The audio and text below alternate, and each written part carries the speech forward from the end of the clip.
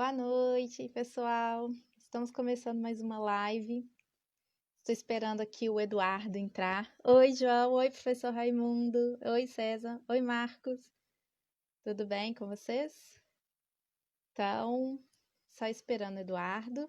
Muito obrigada pela participação de todos vocês, né? Então, hoje nós vamos ter a live A História dos Super-Heróis no Cinema, parte 2. Eu vou retomar no começo da live um pouco do que a gente falou, da saga dos heróis, né?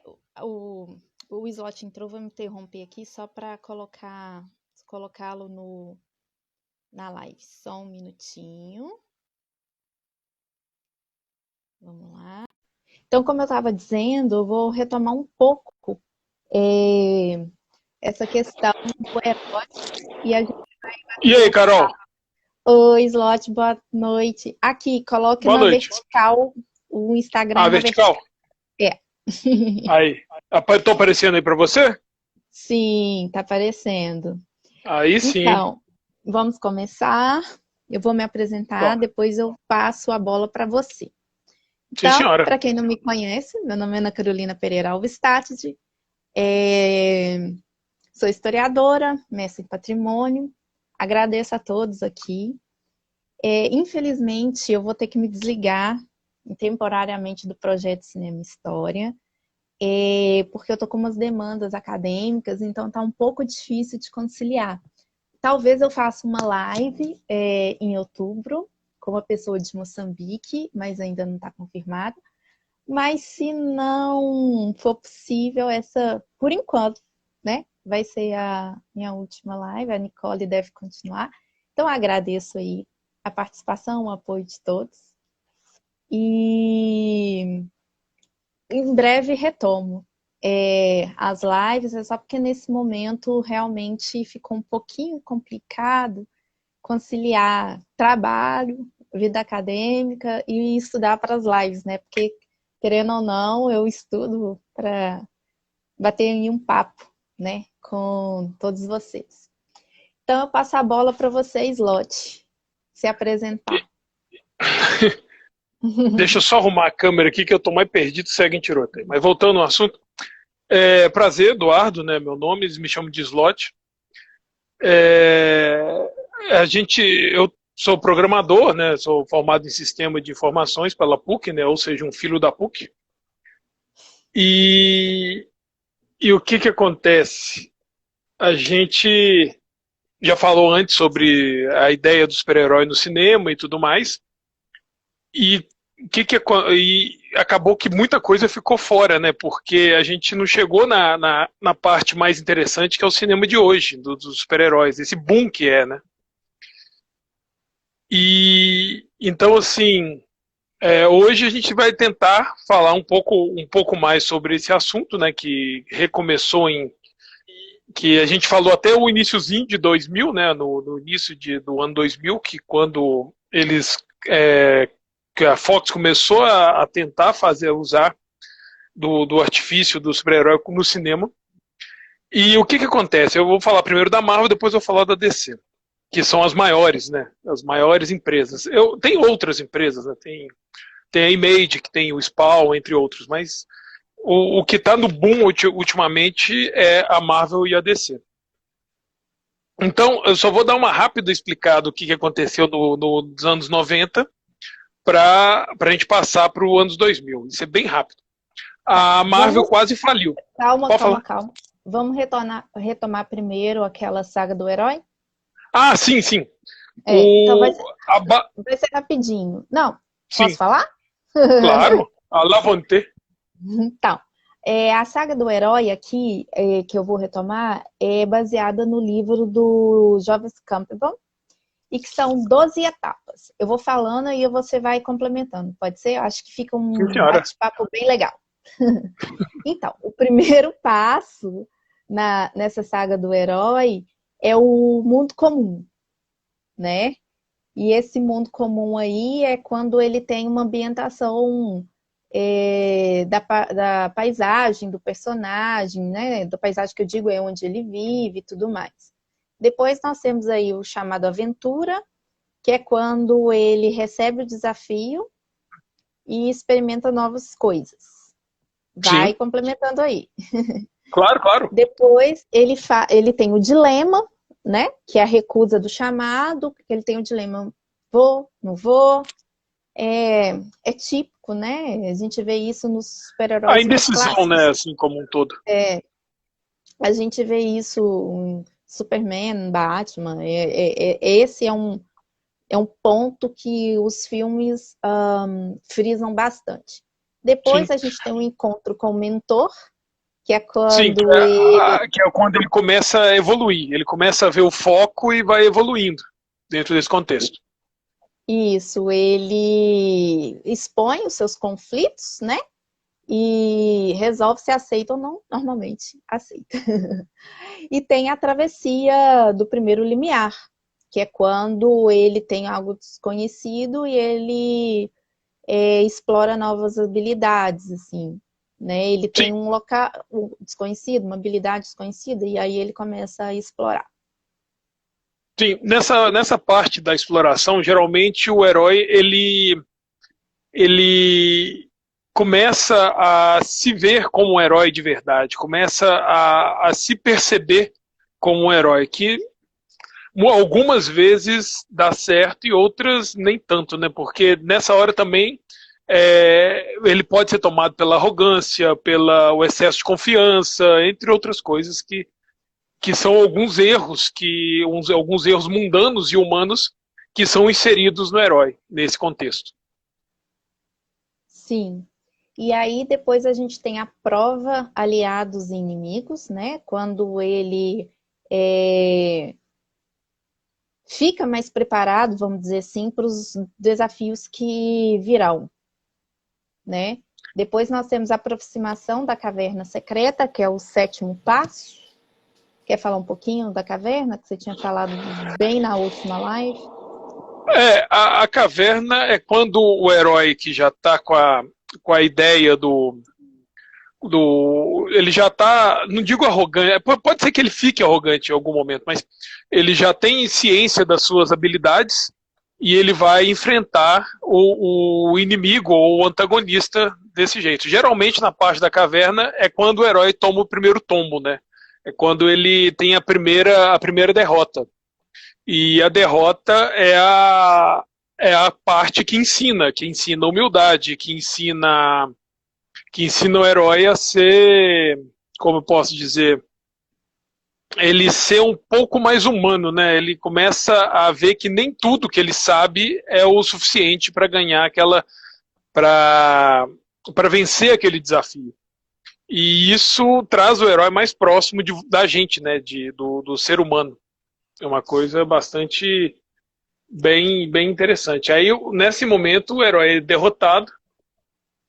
E como que eu falei na outra vez, eu nem me lembro de falar a verdade. É a primeira morte, né? É uma mini morte, né? Assim dizendo. Porque alguns deles, esse autor que a Carol falou, chama de morte, porque a primeira. O herói morre para renascer depois, melhor e mais atualizado. Isso. Depois a gente tem a provação, não é aprovação, né? É a provação, que É, é quando ele se transforma, vamos dizer assim, que o herói ele tenta cumprir o seu destino, para que ele tenta cumprir da melhor forma aquilo que ele foi chamado, né? sim. A aprovação é a hora que o herói tenta ser um pouco mais do que ele já era, né? Um pouco elevar de nível, certo? Sim. E aí nós temos o nono passo do herói, que é a recompensa. Né? A recompensa aí é que depois que o herói passou por todos os desafios, ele consegue derrotar o inimigo, consegue sobreviver e ele tem uma recompensa. Vamos dizer assim, no jogo de tabuleiro, quando você ganha pontos de vida, né? Os famosos XPs. né? A experiência, né, que ele acumula com Sim, com tudo que ele passou, e isso faz com que ele seja um herói melhor, né, um herói com mais experiente, assim dizer. Óbvio. isso. E depois a gente tem o 10º, que é o caminho de volta, né? Que ele faz escolhas e tem um objetivo pessoal e tem um objetivo coletivo a cumprir, né? Ele faz uma reflexão daquilo que ele viveu desde o começo, né? Desde a ambientação, o chamado, né? No mundo lá. Então ele faz toda essa reflexão. O 11º e penúltimo é a ressurreição, que é É, quando ele... pode falar. é quando ele começa a treinar para ser melhor, para vencer o obstáculo que o derrubou da primeira vez. Isso. E o último é o retorno como um elixir, vamos dizer assim. É É, quando ele chega, ele tem um reconhecimento de ser herói, né? Quando ele chega no seu objetivo final. sim, é quando o herói realmente vira o herói, não só para ele próprio, mas para todos ao redor. E Nossa, meu celular tá isso caindo aqui. é o terremoto. Mas é quando ele vira um herói não só para ele mesmo, mas para todo mundo ao redor, para a sociedade como um todo. Então ele tem um reconhecimento de tudo isso, ele tem um reconhecimento dele como herói e dele próprio, no mito. Ele tem o reconhecimento das pessoas ao redor dele e dele próprio.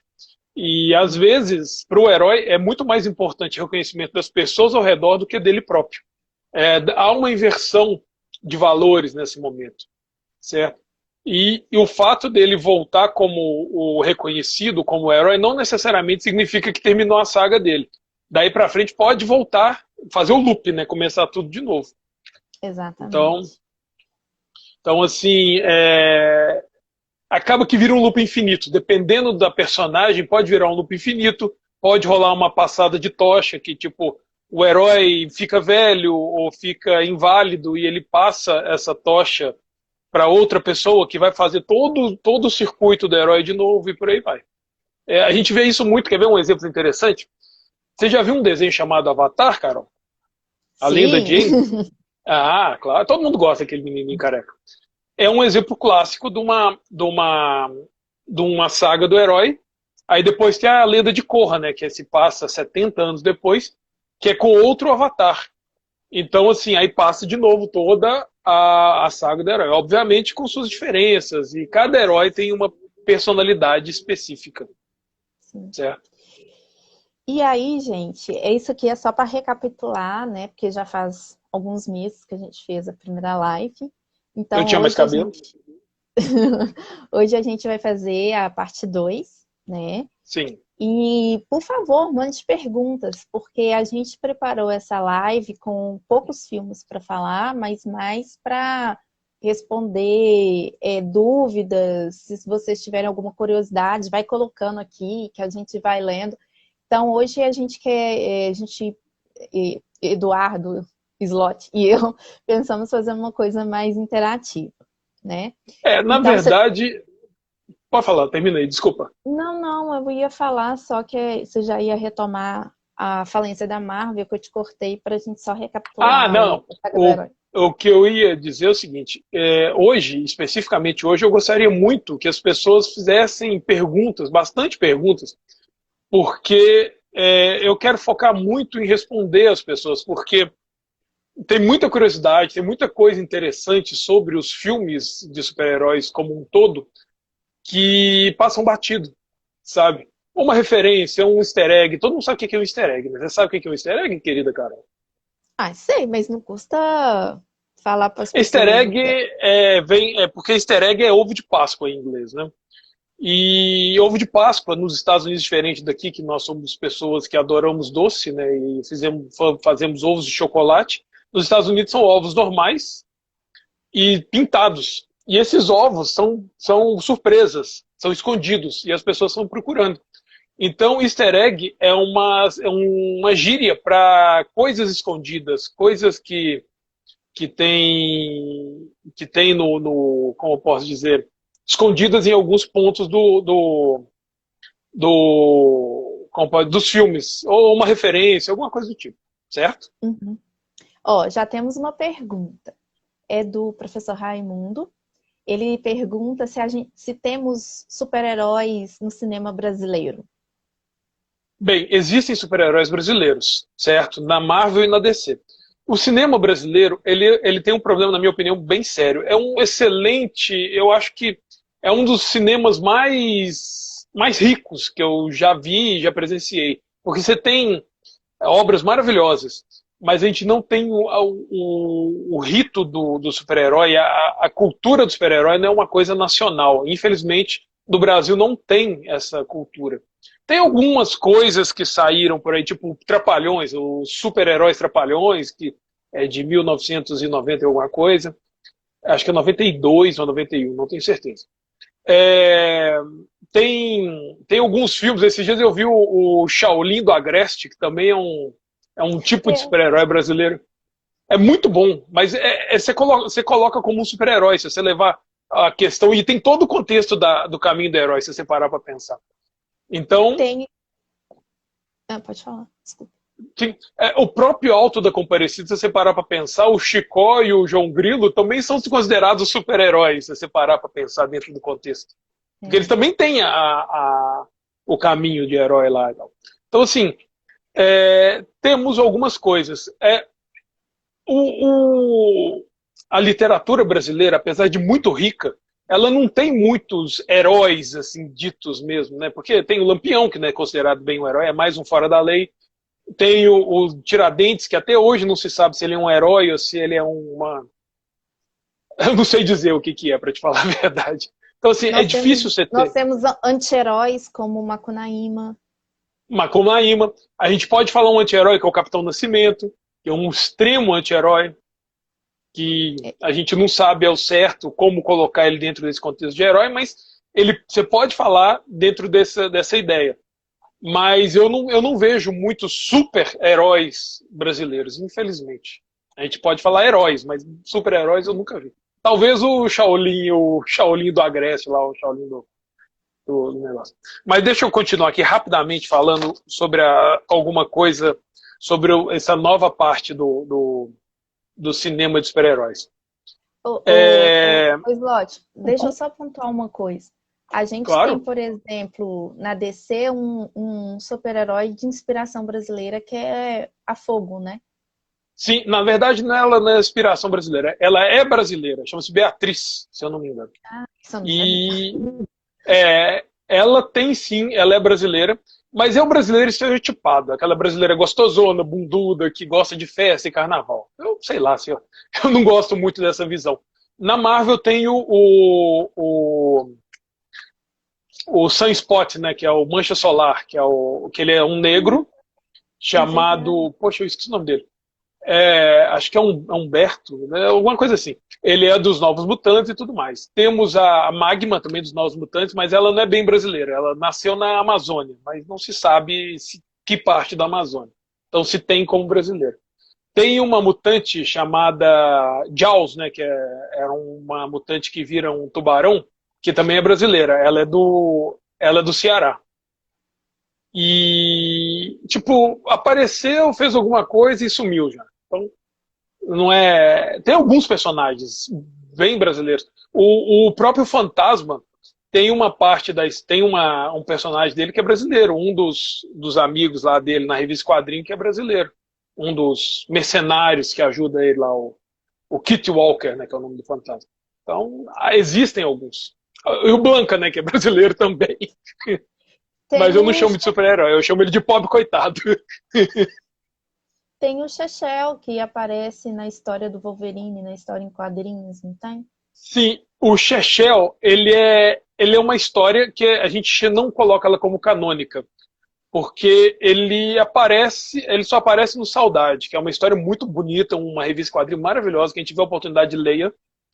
Ele se passa todo no Ceará, com o Wolverine. Acho que eu te emprestei ela, não te emprestei?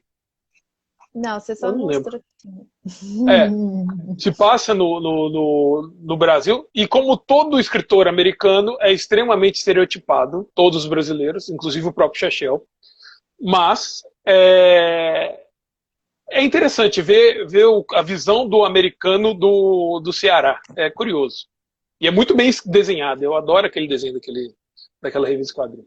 Assim como eu gosto dos desenhos do Milo Manara, me julguem. Mas voltando ao assunto. Então, assim, na década de 2000, como foi feito o filme do X-Men pela Fox. Esse filme ninguém esperava nada dele. Ninguém, ninguém, ninguém. E isso. Eu não sei se vocês já repararam, quando você não coloca nenhum tipo de expectativa em cima do negócio, quando o negócio fica bom, você parece que é muito melhor do que ele é de verdade. Então, eu fui reassistir ele esses tempos atrás e nem é tão bom assim pra você parar pra pensar. E deu muito certo. E isso abriu porta para começar esse novo lance de super-herói. Começou em 2000. E logo atrás dele veio o Homem-Aranha, de 2002, aquele do Tobey Maguire e do Sam Raimi, que também fez um sucesso absurdo. Então essas duas produções que abriram as portas para essa nova onda de super-heróis de hoje. Eu tô vendo que tem um monte de pergunta aqui. Não, deixa, depois eu faço as perguntas. Se concentra aí depois. Ah, não, de boa. Então, a Marvel, ela tem um probleminha muito sério. Na década de 90, ela estava falindo. E para ela manter a história dela, para ela manter continuar andando, que nos Estados Unidos é diferente daqui. Lá eles decretam falência e o governo dá uma ajuda, dependendo do tamanho da empresa, o governo ajuda, faz eles colocarem, eles injetam até uma grana, dependendo da empresa. E no caso da Marvel, o governo deu uma injetada de grana, o governo americano, e a Marvel começou a vender os personagens dele para todo tipo de estúdio que pudesse. Então, por exemplo, tudo relacionado a Mutantes e X-Men foi para a Fox. Tudo relacionado ao Homem-Aranha foi para a Universal. Tudo relacionado ao Hulk foi para Paramount. Então, assim, isso impossibilitava uma coisa que a Marvel... Então ficou tudo separado. Já a DC não, a DC foi comprada em meados da década de 90 pela Time Warner. Então todos os personagens da DC são da Warner. Isso facilita você fazer filmes e fazer com que eles se encontrem. Então o que acontece? A Fox apostou no X-Men na década de 2000. Na verdade eles fizeram esse filme porque se eles não fizessem eles iam perder os direitos autorais.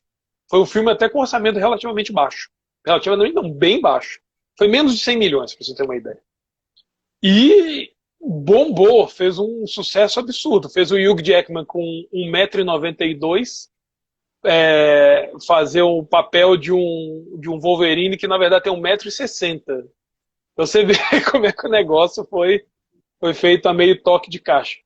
Mas deu muito certo, porque no elenco tinha muitos atores muito bons, que era o próprio Hugh Jackman era muito bom. A Anna Paquin, ela... É Pasquim ou Paquin? Eu não consigo falar o nome dela. Ela tinha acabado de ganhar um Oscar, A Última Ceia. Tinha o Ira Mageller, que é um puta ator. O Ira Mageller, pra quem não sabe, ele fez o Gandalf, fez aquele filme O Aprendiz, que é um filme sobre nazismo muito bom, por sinal. Entre outros muitos filmes que ele fez. O Ira Mageller, ainda é Sir Ira Mageller, né? E o Patrick Stewart, que é o eterno Jean-Luc Picard, né? Que fez o Xavier. E bombou. E na onda dele, a Sony, que tem os direitos do Homem-Aranha, falei Sony, eu falei errado, eu acho, mas a Sony tem os direitos do Homem-Aranha. Lançou o Homem-Aranha em 2002, com o Sam Raimi como diretor e o Tobey Maguire como Homem-Aranha. Ninguém gostou do Tobey Maguire como Homem-Aranha. Ele acabou sendo muito bom, mas é um Homem-Aranha mais sério, um Homem-Aranha que não brinca muito. E deu super certo também. Acho que na minha opinião, desse filme do Homem-Aranha, o que faz ele ficar muito bom é o William Dafoe. Que o William Dafoe, ele tem aquela cara de psicopata que eu acho que funciona como antagonista. Eu não sei se você lembra do William Dafoe, cara? O William Dafoe, ele fez Speed 2, né, que é o... Como é que é o nome? Velocidade Máxima 2, ele era o vilão.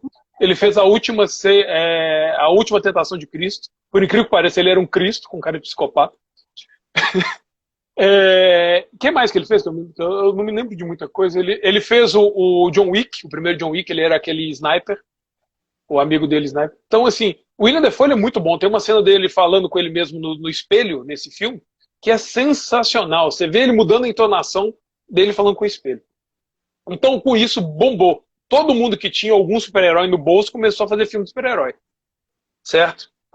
Então, aí, essa era essa foi o segundo boom do super-herói. Começou aí. E a gente está falando do Homem-Aranha em 2002. Ou seja, 2002. Ou seja, não sei se vocês lembram, quando rolou a queda das Torres Gêmeas, né? Teve um problema muito sério com um trailer do Homem-Aranha, porque ele puxa um helicóptero e prende nas duas torres. Então eles tiveram de banir esse trailer, porque na época, né, porque os Estados Unidos não deixavam mostrar as Torres Gêmeas depois do 11 de setembro, certo? Alguma pergunta aí, Carol? Eu tô esperando as perguntas. Não, tem pergunta, mas vou deixar mais para final, porque vai encaminhando na hora que eu achar que a pergunta encaixa. Condiz. Sim, senhora. Então, aí, com esse boom, todo mundo começou a fazer filme de super-herói. Então, assim, toda hora aparecia um filminho de super-herói diferente. Em 2000 também saiu o MIB. O MIB é baseado numa revista em quadrinho. Muito bom, por sinal, também. O MIB é o Men's in Black, com o Tommy Lee Jones e o Will Smith. Muito bom mesmo. Eu, pessoalmente, gosto bastante. Depois, em 2003, da Paramount, saiu o Hulk, aquele Hulk do Ang Lee. Você lembra que o Eric Bana era o Hulk? Tem uma cena que todo mundo odeia, que o Hulk fica gigantão e arremessa um tanque a quilômetros de distância. É um filminho legalzinho. Tem os cachorros Hulk, mas nem todo mundo gosta. Eu, pessoalmente, gosto. Em 2003, a Fox também tinha o Demolidor, os direitos autorais do Demolidor. O Demolidor é o Daredevil, que vocês lembram. E esse filme do Daredevil, ninguém gosta. Ninguém gosta. Nem o próprio Ben Affleck, que fez o papel principal, gostou desse filme. Depois sai uma versão do diretor, que tem o Coolio e tudo mais, que é um pouquinho melhor, mas continua ruim. E em 2004 teve o segundo Homem-Aranha. O segundo Homem-Aranha é maravilhoso. Eu acho que é um dos filmes mais legais que eu já assisti na minha vida. Muito pelo antagonismo do Alfred Molina. Ele faz o Dr. Octopus. Aí tem em 2005 tem um lance muito curioso. Eles lançam um filme baseado numa revista em quadrinho da DC, da linha Vertigo, chamado Sin City. O Sin City ele tem uma peculiaridade. Foi um dos primeiros filmes de super-heróis, que não é bem super-herói, né? Que ele foge desse contexto. Ele foge ele não usa todo o contexto. Ele usa mais anti-heróis do que propriamente heróis. E o Sin City ele é todo em preto e branco. Ele usa luz, sombra de um jeito completamente diferente. E esse filme ele é para maiores de idade. Não é para criança. Ele tem todo um contexto de ser para pessoas mais adultas. Ele tem contexto sexual, tem contexto violento. E nesse filme, ele tem uma atuação maravilhosa como Marvin do cara lá do 7 Semanas e Meia de Amor, como é o nome dele? Putz, Mickey Rourke. Do Mickey Rourke. E tem o Mickey Rourke, tem o Bruce Willis, tem o Samuel L. Jackson. Não tem o Samuel L. Jackson. Mas tem aquele cara do A Espera de um Milagre, lá, aquele cara grandão, que eu também não lembro o nome dele. Tem a Jessica. Tem um monte de gente famosa e esse filme ele funciona muito bem. Porque são mini histórias e o filme é muito bom, mas é muito bom mesmo. Ele é baseado. Tem o Clive Owen nesse filme. Então, assim, tem várias histórias que intercedem em algum ponto. E fez um sucesso, não tão grande, mas fez um certo sucesso. E o que acontece?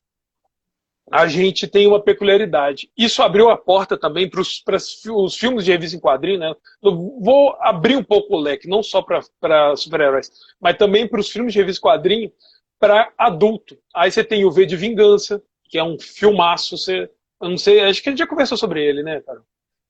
Sim, ele passa Inclusive, o estouro da revolta se dá 5 de novembro, né? Ou seja, um sim, dia antes do meu aniversário. Então, é, quando eu li a revista lá atrás, nossa, né, ficou super marcante.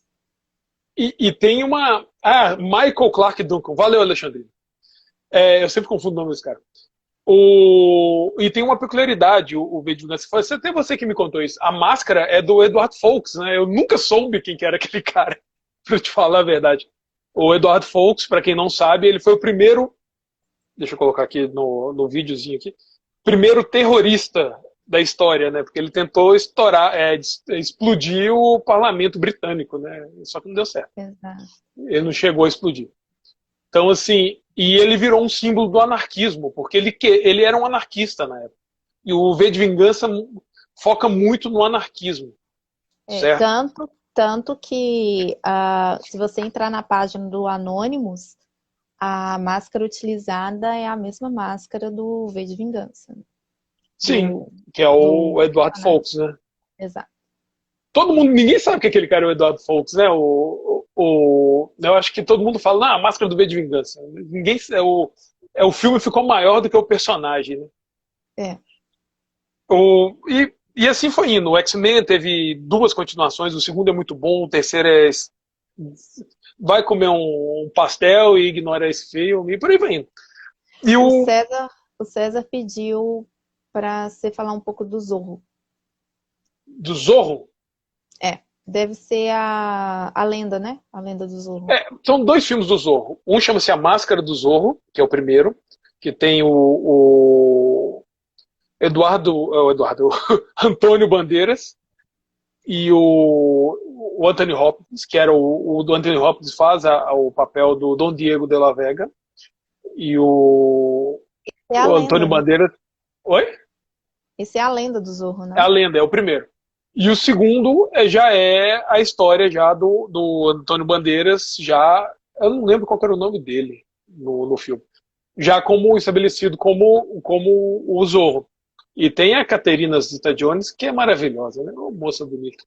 Ela, sinceramente, ela fez a Frida ficar mais bonita que ela já era, né? Então, Não é a Frida Frida, é a Kahlo. Helena. Mas a Caterina Zeta-Jones fez a Frida no filme da Frida.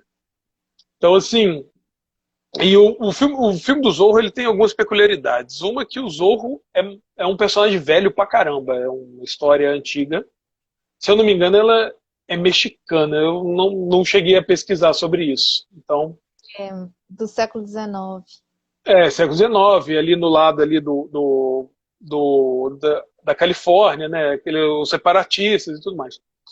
E esse Zorro, os dois filmes do Zorro, né, que tem o Antônio Bandeiras, eles são muito divertidos, eles são muito gostosos de assistir porque eles têm uma dinâmica boa, eles são dinâmicos dentro do contexto. E a Caterina Zeta-Jones e o Antônio Bandeiras têm uma química muito legal.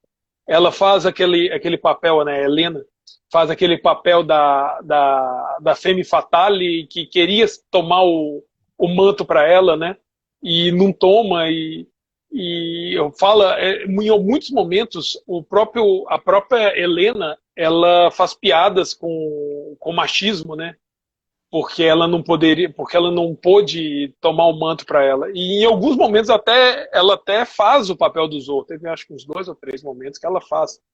E curiosamente, desculpa, ela é melhor espadachim do que o Antônio Bandeiras na história. É dito isso várias vezes. Certo? E se eu não me engano, o filme termina com ela grávida. Então, mas o Zorro é um filmão. Ele é de 98. Quer ver? Eu até anotei ele aqui. O primeiro é de 98 e o segundo é de 2001. 2005. Então, não, o segundo acho que é de 2001, viu? Eu não me... Tá aqui no meio das minhas muitas bagunças aqui. Aqui, ó. O segundo é de 2000 e... 2000, eu acho que deve ser entre 2005 e 2001. Primeira metade da década de 2000, vamos deixar bem. Tá lá, tá lá. Se alguém souber, Pesquisa. por favor, coloque aqui que a gente fala. IMDb, pode olhar lá. Mas, então assim, aí com esses filmes mais baseados em adultos, só que tem um detalhe, esses filmes baseados em adultos não são super-heróis especificamente. Eles são histórias fechadas de revista e quadrinho, mas não são. O primeiro filme de super-herói mesmo que foi para adulto foi o Watchmen, que é uma história muito... Cara, a revista quadrinho do Watchmen é uma das coisas mais legais que eu já li na minha vida. É do Alan Moore, acho que o Alan Moore, tudo que ele faz, a maioria das coisas, 99,9% das coisas é bom. E ele conta a história de um mundo completamente diferente do nosso, é um mundo, é uma realidade paralela, onde o Nixon nunca rolou o caso Watergate, os Estados Unidos ganharam a guerra do Vietnã, e começou uma onda de Watchmen, né, que eram os Minutemen, que são os caras que vigiavam, os vigilantes. Então apareceu um monte de vigilante. Bem, na história eu não consegui entender se eles eram super-humanos ou não, os vigilantes. Porque muitos deles tinham um reflexo aprimorado, tinham força aprimorada, mas não era uma coisa absurda, era uma coisa até normal. O único super-herói com poderes era o Dr. Manhattan. E o Dr. Manhattan, ele era literalmente um deus. E ele ganhou as guerras para os Estados Unidos. E ele virou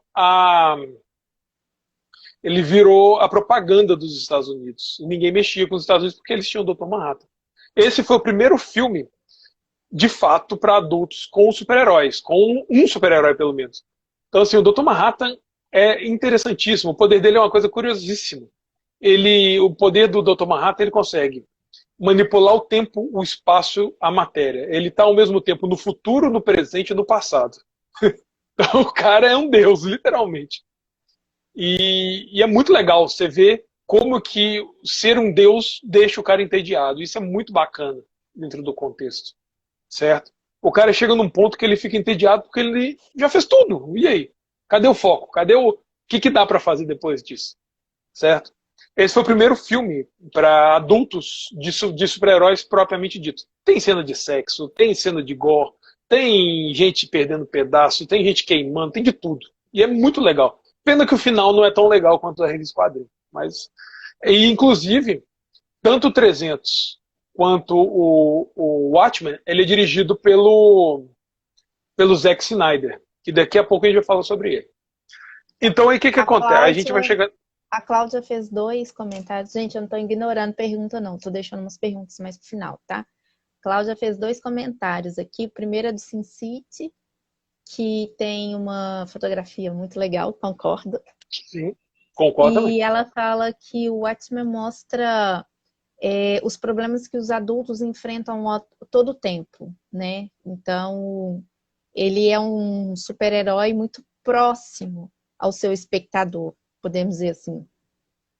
Ao mesmo tempo que ele é muito próximo, ele é muito distante. Ele é próximo pela psique, pelo que ele passa. Mas ele é muito distante porque o poder em si do cara, o cara, pô, ele é tudo. Então, assim, é muito difícil você mensurar o que passa pela cabeça dele. Apesar de que eu concordo que é próximo, porque a gente passa por momentos de tédio. E chuto eu que o próprio Dr. Manhattan pode ter passado por quadro de depressão pelo fato de ter tudo, né? Então, assim, eu não duvido que possa ter acontecido ou que possa ser detalhado dessa forma. Slot, eu não quero que você se estenda muito, mas eu tenho uma pergunta, que a gente já passa muito rápido, a gente já está quase em 40 minutos. Por ele estar nessa divisão, não na divisão, mas ele não ter essa divisão presente, passado, futuro, a gente pode dizer que, pelas leis da física, ele está num buraco de minhoca? A gente pode dizer que ele é Deus. É onipresença. O nome disso é onipresença. Então, é Deus. Como é que explica Deus? Simplesmente isso. Não, eu estava tentando O próprio pensar Alan Moore disse isso. E Oi? tenho teorias físicas. Não, eu estava tentando pensar numa teoria física, né? Porque esse debate presente, passado, futuro, para É difícil você ter uma teoria física disso, sabe? Infelizmente. para mim é muito caro como historiadora, né? Então, eu Ah, sempre claro. que tem um debate sobre tempo, isso me instiga muito. Então, eu estava tentando pensar em alguma teoria É, física que eles pudessem se eu enquadrar. indico, eu indico, tem umas revistas em quadrinhos que saíram depois da obra original, algumas dezenas de anos depois, que conta a história de todos os personagens antes da história do Watchmen. E tem a história do Dr. Manhattan. Aí explica muito bem algumas coisas dele. Mas o próprio Alan Moore disse que a definição do Dr. Manhattan é ele é Deus. Ponto. Ok. Agora, eu tenho que falar duas coisas que eu acho muito interessantes a gente falar, que eu acho que é sensacional a gente falar. A primeira, sobre o Pantera Negra. O filme do Pantera Negra, ele foi um divisor de águas, por dois motivos básicos. Um, ele foi o primeiro filme indicado de super-herói indicado a melhor filme. Uma coisa extraordinária para um filme de super-herói. Assim, é uma coisa absurda, para te falar a verdade. Essa é a primeira coisa. A segunda coisa, é, o Chadwick Boseman, que morreu tem pouco tempo, né? Deus o tem, ele era um super engajado nessa luta de negros e tudo mais, né? Dos negros para a aceitação dos negros, contra o preconceito. E ele mesmo, no próprio Pantera Negra, ele exigiu em muitos momentos que fossem contratados mais pessoas negras. Ele exigiu em muitos momentos que dessem abertura para os negros para os negros terem mais espaço em Hollywood, que até hoje ainda é um tabu, sabe, a posição dos negros em Hollywood. E isso é uma coisa sensacional. E esse filme do Pantera Negra mostra isso, esse lance de Kawanda, que é uma tribo no meio da África que é super, super tecnológica. Então, assim, eu não sei se você sabe, sem dúvida, é um dos filmes que tem o maior número de negros contratados em uma produção. Assim. Então, isso é uma coisa sensacional. A gente tem que ficar muito chateado com a perda do Chadwick Boseman, porque ele foi um cara que lutou muito pelos direitos dos negros, não só no Pantera Negra, mas nos outros filmes dele também. Ele fez o James Brown na história dele, né, que é o Get On Up, a história de James Brown, e fez vários filmes contando histórias mesmo de negros. Ele fez um filme muito interessante chamado 22 Brigades, 21 Brigades, que conta a história de um grupo de guerrilheiros africanos, entre outras muitas histórias. Ele fez sempre filmes sempre relacionados a essa pegada do negro, da igualdade e tudo mais. Eu acho isso muito legal. Isso é uma coisa que a gente tem que levar muito a sério. E outra coisa que tem que ser dito, eu vou falar dos dois filmes ao mesmo tempo, que é o filme da Mulher Maravilha, que é da Gal Gadot. Ele é o primeiro filme, não é o primeiro filme de uma protagonista feminina, mas é o primeiro filme que é dirigido, não digo que foi escrito, mas co-escrito e protagonizado por mulheres. Então, A assim, gente isso é falou um muito pouco legal. dele, a gente falou um pouco dele na primeira live, né? Sim, e é muito legal você ver também esse lance do empoderamento da mulher. Eu acho muito legal as mulheres que lutam pela igualdade, eu acho muito bacana isso. E a gente tem que tirar muito chapéu para o filme da Mulher Maravilha, porque ele abriu essa porta. Assim também como o Capitão Marvel, que também é protagonizado por uma mulher, ela quase engoliu o protagonizado. E co-dirigido por uma mulher também. Isso é muito massa. O Capitão Marvel ele tem uma peculiaridade que ele é, como eu posso dizer, o estúdio deu meio que um canal aberto, deixou ir. Então esse roteiro ele é muito aberto dentro do contexto. E a personagem mais forte de todo o universo dos super-heróis da Marvel é uma mulher, que é a Capitã Marvel. É a mais poderosa entre todos. Pelo menos o que foi dito até agora. Então, daqui a pouco, né, vai estrear em algum momento desse ano ainda, o Viúva Negra, também protagonizado por uma mulher. Se eu não me engano, também quase foi dirigido por uma mulher. Eu não sei se foi dirigido. Fala aí. Tem alguma pergunta, alguma coisa? Tem pergunta para o final. Tá. E o que mais? Eu já falei Ah, dos filmes eu quero falar uma coisa. Para quem se Fala. interessa pela representatividade da Mulher Maravilha no cinema, no primeiro Simpósio Internacional de Educação, é só colocar na internet, tem uma historiadora, acho que hoje ela está na universidade, não sei se ela era do Paraná, mas ela passou no concurso, acho que ela está no Mato Grosso.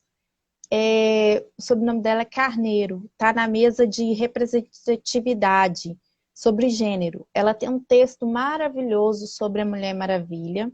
Ela faz uma análise da importância desse filme no imaginário. Então, fica a dica para quem se interessa aí pela temática super-heroínas e representatividade. Ela pega o recorte da Mulher Maravilha. É bem legal o texto. Mas uma coisa curiosa que a gente pode falar, deixa eu só responder algumas perguntas, Carol, se você não se importa. O, o João João, Botelho, isso. O estava João falando o Vitor, seguinte, o João da Vitor, que Ravena. para mim, a Ravena, é, como eu posso dizer, é difícil você colocar ela num contexto para criança ou alguma coisa, porque ela é filha de um demônio, então ela tem esse lance de várias personalidades, de emoções, e isso pode abrir. Então, a forma máxima dela fica muito pesada para criança. E filme, a maioria dos filmes da DC e da Marvel, eles tentam atingir o máximo de público possível. Então, a maioria dos filmes são para crianças de 13 a 14 anos. Então, se você colocar uma filha de um demônio com um poder máximo, eu acho que não pega muito bem. Você lembra que um dos maiores mercados do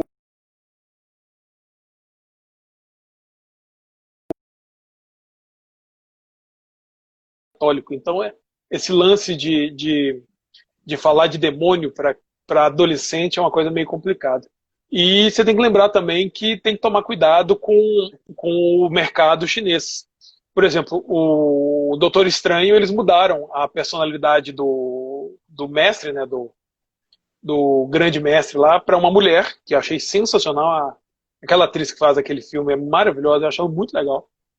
E tiraram ele, na verdade ele deveria estar no Tibete, mas colocaram ele na Tailândia, porque senão o mercado chinês chia. Aí você já viu, né? Então esse é o contexto. E todos os filmes eles levam muito a sério esse problema, esse lance dos mercados, porque o mercado dá dinheiro, né? Infelizmente. Ou felizmente. O João, eu estou escrevendo aqui um negócio faz meia hora e eu não consigo responder. Eu acho que até caiu minha conexão.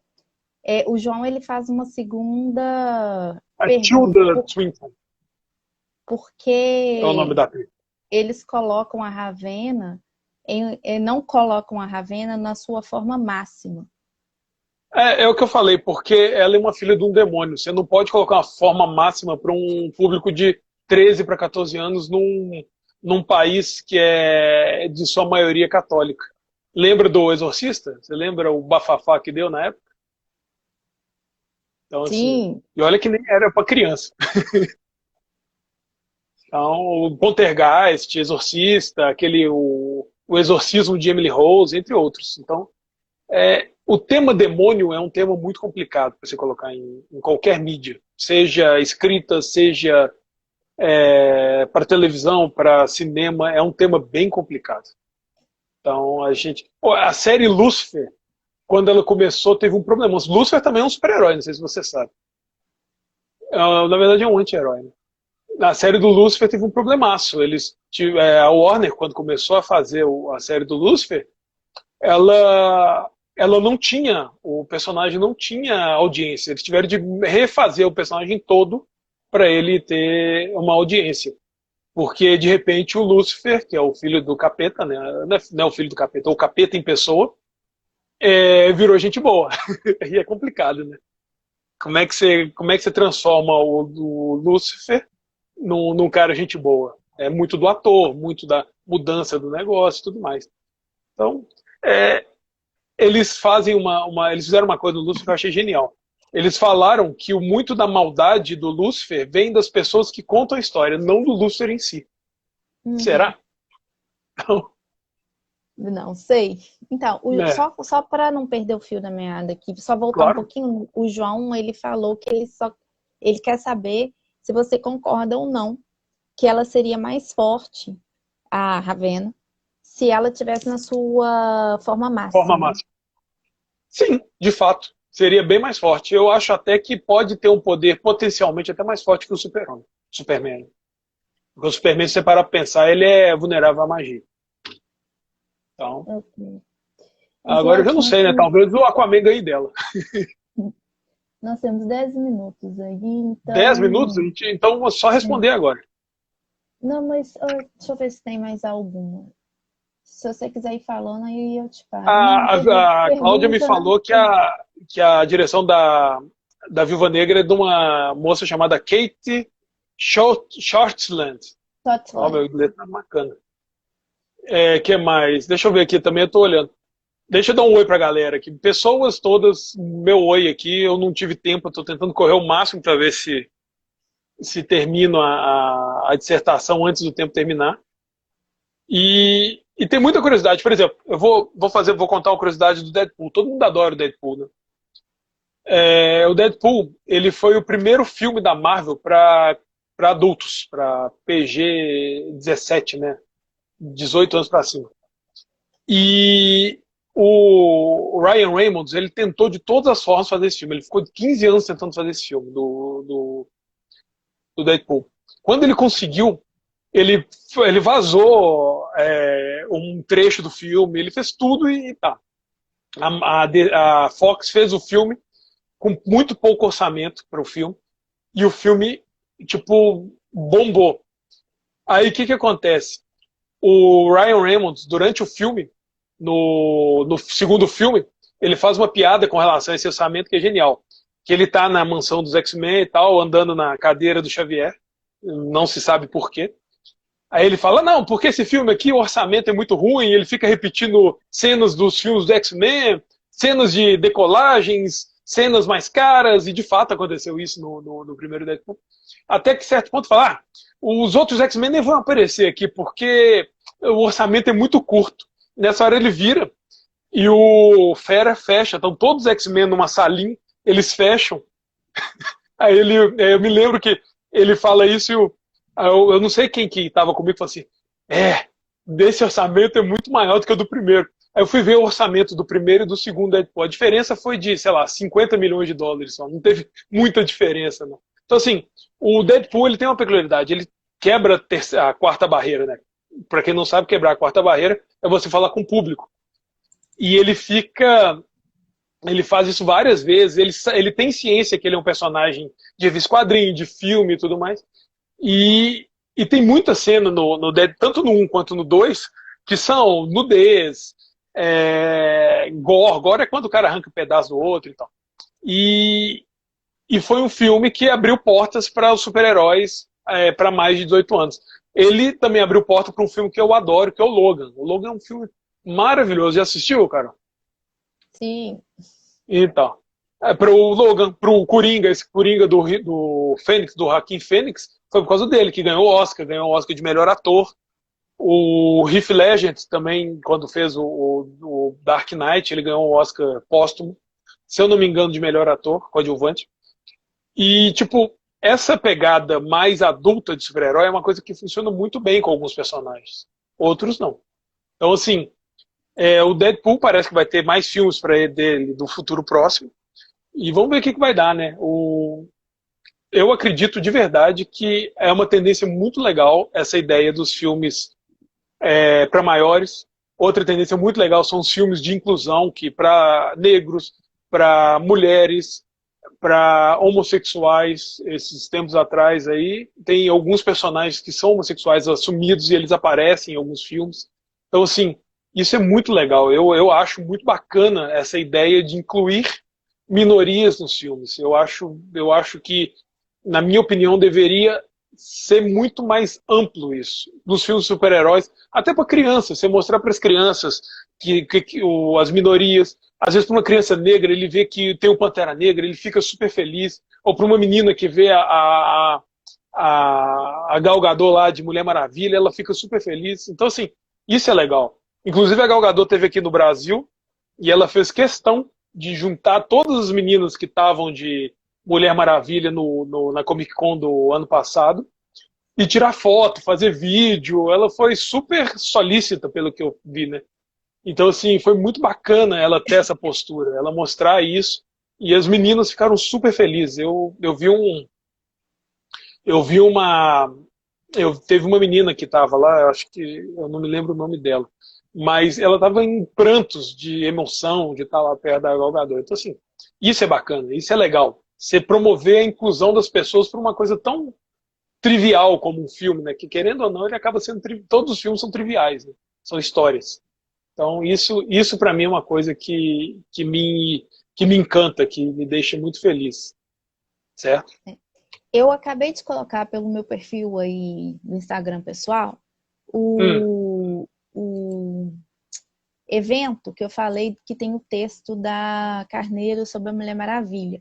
Como a gente está em tempo real, eu não consegui achar o link do texto, mas aí eu coloquei o link do evento. Aí procura na mesa de gênero, tem o sim. texto dela para quem se interessar, ok? Só para terminar, você falando de Mulher Maravilha, você me lembrou, tem um filme no Netflix que conta a história da criação da Mulher Maravilha, do cara que criou, que inclusive é o mesmo criador do Polígrafo, né? Então, assim, depois vocês procuram, eu esqueci o nome dele, mas é bem legal. Conta a história da criação da Mulher Maravilha e como ele chegou na personagem. Obviamente, a personagem, quando foi criada até hoje, mudou muito, mas é legal você ver o processo de criação da personagem, que eu esqueci o nome do cara que escreveu, mas ele era psiquiatra. Bem legal. A Mas. Cláudia... Oi? Vou falar. Eu te cortei. Não, porque a Cláudia faz um comentário aqui, que a diferença para as mulheres se identificarem com super-heróis e não com princesa precisa ser salvas, entre Salva. aspas, né? A Lois É. Lane, né? Mas eu vou fazer uma rápida analogia, que é uma coisa que não tem nada a ver com o que a gente está falando, mas também tem. O Mario, vocês lembram do Mario, né? O Mario, que salva a princesa Peach. Luigi, Mário, Luigi, o Cogumelo. Luigi chama-se Luigi Mario e o Mario chama-se Mario. Nome e sobrenome. Ele tem um jogo deles, se eu não me engano, esse último jogo, acho que é o Mario Odyssey. Acho que a Cláudia deve falar disso melhor, porque ela tem esse jogo. Tem uma cena que o Mario vai tentar salvar a Peach, e a Peach falando, eu não preciso ser salva. Essa ideia de mulher ser salva sempre por vocês é besteira. No Mario Odyssey tem isso, e tem um outro jogo, que é um jogo da própria Peach, que ela quem salva o Mario, que é ela que vai atrás para salvar o Mario. Que o Mario é sequestrado pelo Bowser. Então, assim, essa ideia de menina que sempre tem que ser salva pelo herói é uma coisa tão datada, é uma coisa tão triste que me incomoda. Então, eu acho que Vamos mulheres podem, ressignificar, né? mulheres podem e devem ser também poderosas. Mulheres podem e devem ser qualquer coisa que elas quiserem. Isso Mas aí. elas têm de Jorge, querer. é, Hum, esse é o primeiro passo. Nós temos 1 minuto. Eu um minuto. agradeço Então, pela participação e eu queria usar esse 1 minuto para agradecer todo mundo que está aqui, que me acompanhou aí nesses 6 meses de projeto. Como eu disse no começo, eu vou dar uma parada com as lives, porque eu tô com uma demanda acadêmica para fazer.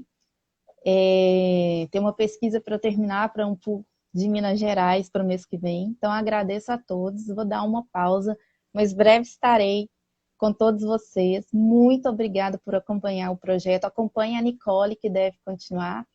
agradeço. Slot, muito obrigada pela segunda parte. Nós não temos mais nenhuma pergunta, então vamos despedir, porque faltam 15 segundos. Muito A obrigada a gente todos.